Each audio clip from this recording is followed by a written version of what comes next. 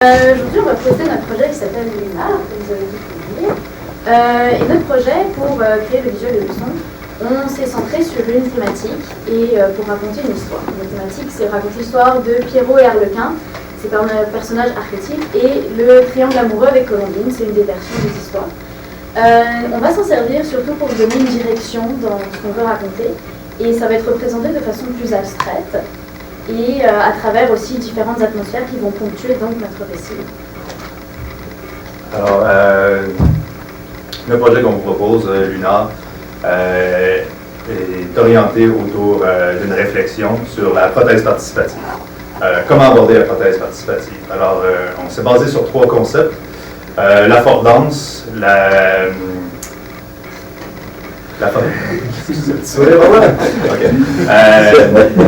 l'affordance, la force du retour et le niveau de compréhension de l'utilisateur. Bon, alors l'affordance, c'est jusqu'à quel point notre installation est invitante. La force du retour ou la notion de feedback, c'est à quel point l'utilisateur peut percevoir que l'installation reconnaît son geste et lui donne un retour.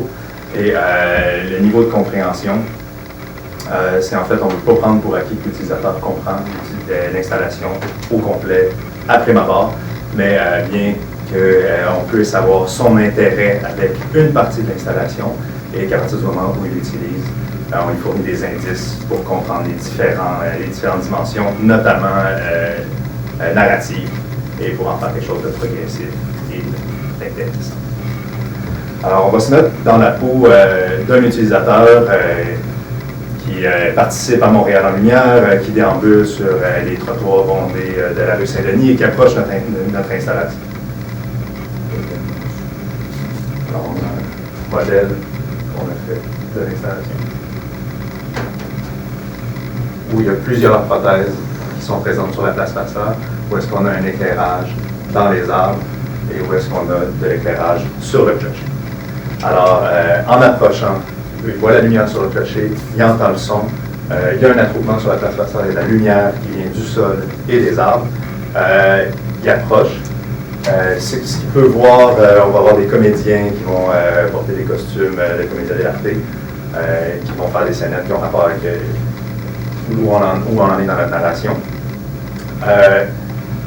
L'utilisateur s'approche d'une de nos prothèses, les blocs qui sont là, qui ne sont pas colorés. La couleur qui est là est faite pour associer aux différentes zones, étapes qui s'en vient, et s'installe, il prend les maillets qui sont attachés, et soit parce qu'il observe les autres qui frappent avec leurs maillets ou même avec leurs mains sur des blocs, ou soit parce que c'est le format tambour, c'est un instrument percussif, il est porté à frapper dessus. Tout de suite, il y a une réponse lumineuse. Il y a de la lumière qui est créée par la prothèse, par le bloc, autour. Ça éclaire lui, ça éclaire autour de la surface. Il continue à frapper dessus, il y a une réponse tout de suite. Il continue à frapper dessus, puis il remarque le son qu'il entend. Il y a un son qui répond au fait de les frapper. Et donc pour l'aspect sonore, ce dernier sera divisé en 2 niveaux. On a l'aspect sonore qui sera toujours présent autour des gens qui vont être autour de nos prothèses pour les englober dans notre atmosphère. Ce sera fait à partir des échantillons de la chanson Clair de Lune de Debussy, sans pour autant utiliser la chanson en entier. Et pourquoi cette chanson plutôt qu'une autre? C'est parce que ça représente et ça respecte davantage l'esthétique qu'on voulait placer, qu'on voulait instaurer, et l'atmosphère qu'on voulait avoir, quelque chose de plus calme et de mélancolique, pour faire un lien plus fort avec le personnage de Pierrot, qui est toujours triste. Et aussi parce que Pierrot est toujours associé, ou très souvent associé, à la lune. Pour ce qui est des sons qu'il a évoqués qui vont être émis à chaque impact du maillet, ils seront différents en fonction de chaque atmosphère. Encore une fois, pour être en lien avec nos personnages. Si on est rendu à une atmosphère qui parle d'Arlequin, avec notamment les couleurs d'Arlequin, ce sera des sons plus clairs, avec des accords majeurs, quelque chose de plus festif, de plus actif. Si on est au personnage de Pierrot, ce serait des accords mineurs, quelque chose de plus calme et de plus doux. Et les différentes interactions qui vont se passer sur nos différentes prothèses, quand elles deviennent synchro, ça va donner le sentiment de participation, parce que tout le monde participe donc pour créer ces sons et continuer le récit qu'on veut faire. Alors, notre utilisateur, à ce point-là, il est dans une fête sonore et lumineuse sur la place Pasteur. Mais nous, notre intérêt, c'est que notre show, si tu veux, il se passe sur le clocher. Alors, ce qu'on fait, c'est par la disposition, on le place avec un point de vue avantageux sur le clocher par rapport à la problématique des arbres. Et on place nos maillets pour qu'ils soient orientés vers le clocher. On veut naturellement qu'ils soient portés à regarder le clocher. Alors, quand ils regardent le clocher, ils voient beaucoup de flashs de lumière. Et dans ces flashs de lumière-là, à un moment, il vient remarquer qu'il y en a un qui répond au moment où lui, il frappe à son rythme. Et à partir de ce moment-là, il peut réaliser, de dire que cette zone du clocher-là correspond à mon interaction et la couleur qui en sort est la même que celle qui est produite par la prothèse et la forme est également la même. Donc on fournit des indices pour comprendre quelle influence il y a, et il y a une influence sur une partie importante du clocher. On reconnaît la forme du clocher aussi là-dedans. Ce qui est intéressant, c'est qu'éventuellement, quand il voit l'interaction de toutes les autres zones, il peut comprendre que toutes les prothèses sont un miroir du clocher, sont une représentation du clocher. Alors là, il y a un niveau de compréhension supérieur et il peut voir toutes les interactions de tous les autres participants et à ce moment-là, se synchroniser et être dans quelque chose de très participatif. Voilà. Et ça, c'est tout ce qui est couleur, c'est tout ce qui est avant-plan. L'arrière-plan, très foncé, très contraste, nous sert pour nos atmosphères narratives. Et donc, pourquoi le contraste? C'est parce que dans nos inspirations, on s'est notamment inspiré des personnages de Pierrot avec la Lune, en noir et blanc, donc on a un contraste, et d'Arlequin, qui a beaucoup de couleurs. Ça fait un contraste entre nos personnages, l'un est triste, l'un est joyeux, etc. Aussi, pour la Lune, lune blanche sur ciel noir, parce que c'est d'ailleurs aussi presque la pleine lune qu'on présentera aussi, c'est une chose de pleine Mars. Et aussi, donc, on s'est inspiré de Frank Miller, qui représente ses formes, ses actions à travers juste du contraste aussi. Et d'où la présence de la neige qui sert à représenter une certaine mélancolie, encore une fois, parce qu'on veut se rattacher à Pierrot et à Arlequin, parce que c'est également plus amoureux dans l'histoire.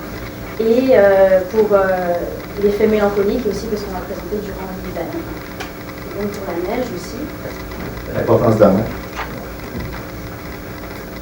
Qui va beaucoup chercher notre contraste qu'on peut suggérer en masque ou en contour. J'en ai fait des exemples. Si on peut le cocher. Oui, exactement. La neige, pas présentée exactement dans ce modèle-là, ça va être des fines particules qui vont s'attacher aux arêtes du clocher et en rehausser la forme. Ce qui fait que ce n'est pas des lignes blanches complètement figuratives, mais on reconnaît la forme du clocher, on ne le prend pas comme un écran mal commode pour projeter dessus. Et à partir de là, il nous reste un fond noir dans lequel on peut présenter les différentes atmosphères qui sont présentes abstraitement. Alors, la première atmosphère concerne Arlequin. Arlequin, c'est des parties du masque fond noir qui tombent et forment les losanges qui sont son costume. Plus il y en a qui tombent, plus on voit à cause de l'écran qui forme les formes qui tombent, ça se dévoile progressivement. Ça va être plus. Les couleurs vont être approchées de leur zone d'interaction, donc la personne qui frappe sait que c'est elle qui fait débarquer les morceaux par rapport à ce modèle-là. Et progressivement, il y a une cumulation de la participation de l'utilisateur qui mène à la formation du tableau qui représente le personnage. Pour ce qui est de Pierrot, exceptionnellement, les zones réservées en avant-plan et en couleur à l'interaction se transforment pour former une figure. La trace qui resterait serait plus lente et la figure Pierrot avec sa lame est présentée très graduellement. Autrement dit, la transformation ne se fait pas en animation, mais à chaque fois que je frappe, ça avance, ça se transforme et il y a un tableau participatif qui devient clair de manière graduelle. Toujours comme fournir des indices de compréhension qu'il y ait un moment d'attente ou de recherche. Et l'autre tableau dont on a un exemple, c'est le conflit entre Pierrot et Arlequin, où est-ce qu'on a l'image en positif et en négatif. Et chaque zone interactive est envahi soit par le noir, soit par le blanc, dépendamment dépendamment de l'interaction. Autrement dit, si je suis du côté harlequin et que je frappe, je veux envahir les autres zones qui sont prêtes et pas me faire envahir. Et c'est la seule figure compétitive qui représente le conflit. Ces différentes atmosphères-là, il y a une transition entre elles qui est moins abstraite et beaucoup plus figurative. Là, c'est pour des raisons techniques, c'est le fond qui est souligné et pas la forme, ce serait idéalement le contraire. Mais où est-ce qu'on peut voir des formes figuratives et narratives moins ambiantes et plus explicatives à ce moment-là. Donc, c'est l'histoire qu'on veut raconter, c'est notre spectacle, et en même temps, on veut prendre possession d'un espace en disant que la place est complètement lumineuse et que la personne est active dedans, est participative, il y a plein de personnes qui l'entourent, et ce qui se passe sur le dessus et le résultat. Voilà. Et l'autre intérêt, de dire qu'il y a une curiosité de savoir quelle va être la continuité de cette trame narrative-là. L'autre intérêt, c'est qu'on a des prothèses différentes les unes des autres. Exactement. On a une prothèse qui est sur elle. C'est des prothèses qui sont le plus en périphérie. Les prothèses de forme losange, qui représentent les points du clocher, forment une illusion de continuité perceptive. C'est-à-dire que quand on frappe dessus, si je suis dans la position du jaune, le clocher et les lanternes forment une continuité et s'allument et ont la même forme que la prothèse, que sur le clocher, que dans les arbres. Et c'est possible seulement parce qu'avec la prothèse, on contrôle le point de vue de l'utilisateur. Alors, ce qui est la limite de notre point de vue, les arbres, on l'utilise comme marge, mais aussi comme illusion visuelle et que ça fasse finalement qu'il y a une différence d'une prothèse à l'autre. On a une prothèse rotative, avec une partie rotative, la grande prothèse ronde, et une prothèse surélevée, l'autre prothèse ronde. Et ces prothèses ont d'ailleurs un petit truc de spécial en plus. La prothèse rotative va servir de potentiomètre pour jauger les effets qui seront sur le son. Donc, d'un côté, ça va être doux, plus d'effets, ou moins d'effets, logiquement. Et la prothèse qui est surélevée, qui donne aussi un aperçu de nos prothèses dans l'ensemble, va donner une base de rythme. En fait. Si la personne tape plus rapidement sur cette prothèse, ça va rappeler une fois les sons d'harlequin, c'est plus rapide, c'est plus festif. Même chose dans l'autre sens, si ça tape plus lentement, donc ça devient des rythmes plus style Pierrot. Donc, l'intention, si on revient à notre question principale, la prothèse participative, c'est que, détail qu'on a oublié, c'est fait en bois, c'est des micro-contacts, c'est assez simple comme structure, puis ça nous permet de prendre beaucoup de place. C'est de dire, tout le monde est bienvenu. Si on a 5 personnes, si on en a 30, l'idée qu'il puisse avoir 3 personnes par prothèse, et puis qu'un peu comme dans un jam de tam-tam, tout le monde se met cherche une certaine synchronie et que son geste est reconnu. L'idée, c'est qu'on puisse accueillir tout le monde, que si on a quelqu'un qui a une compréhension seulement, quand je tape, ça fait de la lumière, et qu'à côté, il y a une personne qui a une compréhension, c'est ça qui se passe dans l'histoire, je suis en train d'essayer de percevoir qu'est-ce que je ferais progresser. Ces deux personnes-là sont l'un à côté de l'autre, et ils participent à la même installation qui en retire tous une satisfaction. Notre côté innovateur, c'est vraiment de dire tout le monde est bienvenu dans notre lieu et tout le monde est là comme participant, comme interacteur et pas comme spectateur. C'est là que ça reprend pour Et ça conclut notre présentation. Si vous avez donc des questions, j'invite les autres membres de l'équipe pour répondre à éventuellement des questions techniques, etc.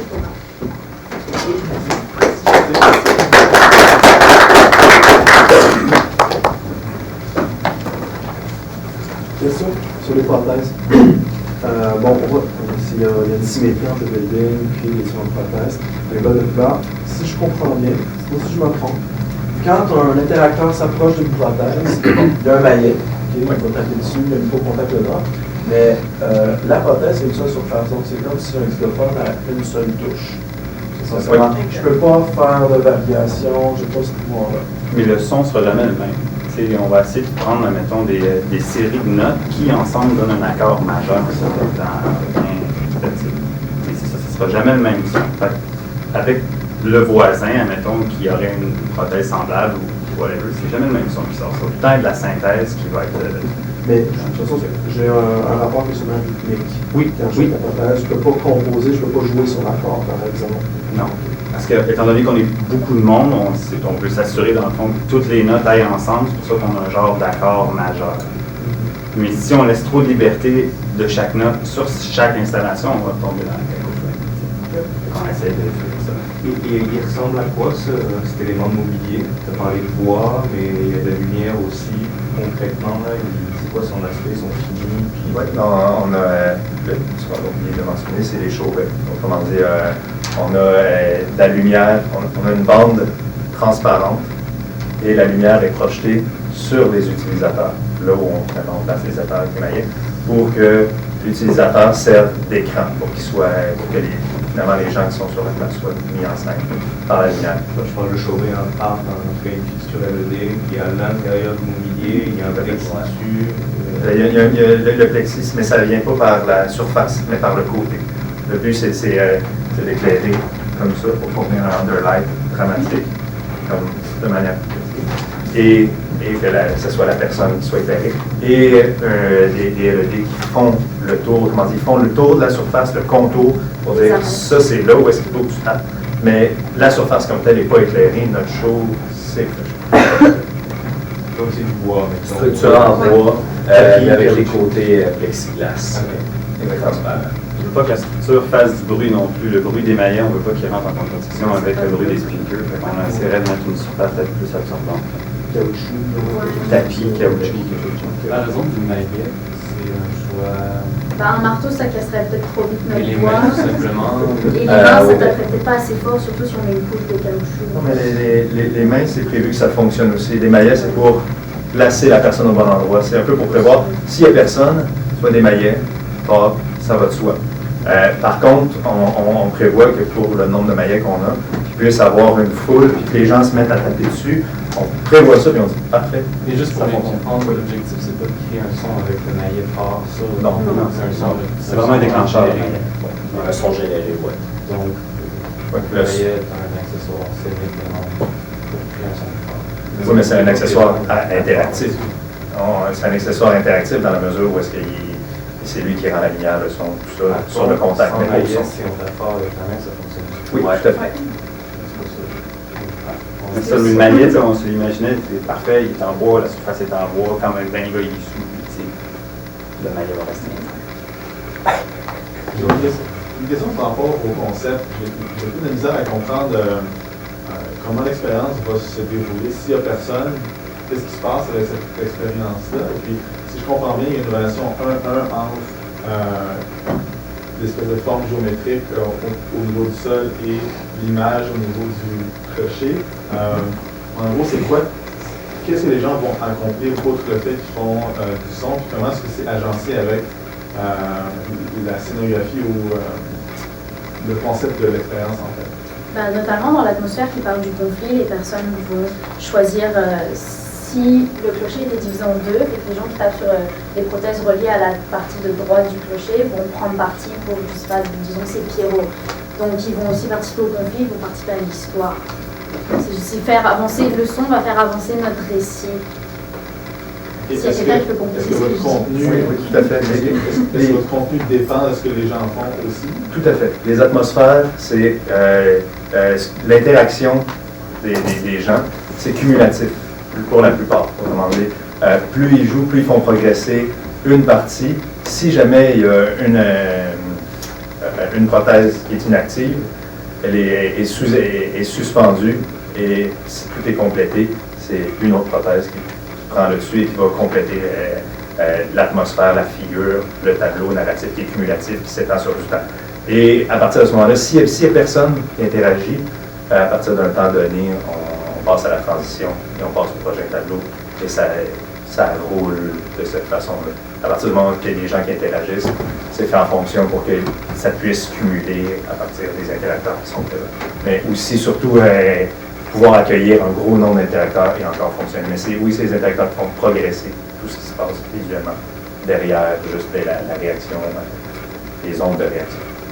Est-ce que, disons qu'on a un groupe d'utilisateurs qui sont vraiment motivés pour gagner en requin, est-ce qu'on peut avoir une situation où, en fait, essentiellement, est-ce que la fin est ouverte dans votre projet ou c'est une fin fermée? Est-ce que c'est une transition qui va nécessairement mener vers le fait que Pierrot a pris le dessus sur l'Arlequin dans l'histoire? Si on se base sur l'histoire qu'on a choisie, techniquement, c'est Pierrot qui gagne à la fin. Mais c'est pas quelque chose à laquelle on a pensé.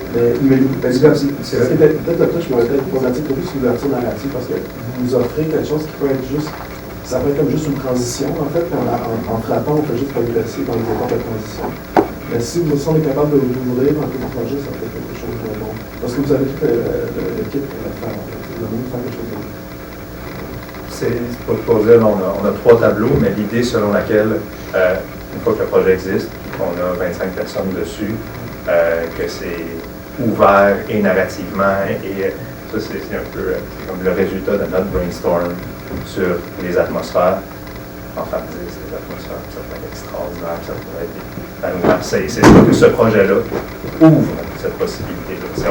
On a prévu ça évidemment plus ouvert que fermé, considérant notre modèle de production. On veut inviter tout le monde là-dedans. Je pense que le point de approche aussi au niveau de la série, ce sera peut-être pas clair pour tout le monde de comprendre qu'on est dans une situation conflictuelle entre Pierrot et Arlequin, mais d'avoir cette possibilité-là de faire gagner un côté ou de l'autre, que ce soit bien identifié dans le site quand tu arrives.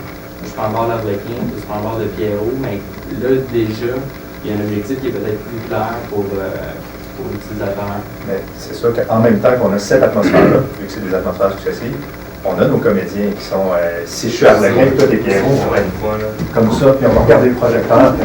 Est-ce que tu peux détailler ce qu'on a, les comédiens, c'est quoi on les a imaginé combien de personnes, puis à quel point, 3 personnes, triangle amoureux, et essaient de figurer ce qui se passe de manière abstraite autant que possible. C'est vous, c'est l'équipe, c'est des gens que vous engagez. Déjà de théâtre qu'on engagerait là, spécialement pour la soirée, probablement dans le programme Amical ou théâtre, cette danse, on est très confiant de pouvoir avoir 3 personnages. C'est quelque chose qui va vraiment vous aider. Si vous avez une bonne animation même sur le site, c'est ce qui va faire en sorte que votre concept va penser ou pas. Les gens vont comprendre. Et peut-être que vous êtes plus que 3 pour venir peut-être chercher le monde. Ça prend pas que moi j'entends cette proposition. Je trouve ça vraiment intéressant. Ok, on est plus dans la technologie, c'est dans la mise en scène, mais ça peut être vraiment avec le fun international. On parle de comédien de la mais aussi au niveau des... Non, je dis plus que 3 personnes parce qu'il y a toute une notion de contrôle de foule un peu. Beaucoup là-dedans, dans cette situation-là. Puis, allez-y. Ce que je voulais dire, c'est que aussi pour comprendre qu'on est rendu au point de conflit entre Pierrot et Arlequin, c'est qu'il y a nos transitions, comme on montrait tout à l'heure, qui sont plus figuratives. Ça va être vraiment les personnages, puis ça va être une animation, il n'y a pas d'interaction à ces moments-là qui sont courts. Et c'est pour ponctuer le récit, genre on est rendu là. Colombine, dans ce coup-là, elle est avec Arlequin, il y a notre atmosphère. Non, là, elle est revenue avec Pierrot, il y a le conflit. Et ensuite, on revient à l'atmosphère d'interaction. Les deux, c'est pour ponctuer, puis qu'on se dise on est rendu là, puis mais je peux faire telle chose rendue dans l'histoire. Je crois que vous avez une bonne façon en ce moment avec justement les acteurs ou les performeurs pour inciter les gens à venir jouer, tout ça. Là, ce que j'ai l'impression qu'il manque, c'est un coup de maillette, tu prends place dans l'installation, tu tapes, tu te rends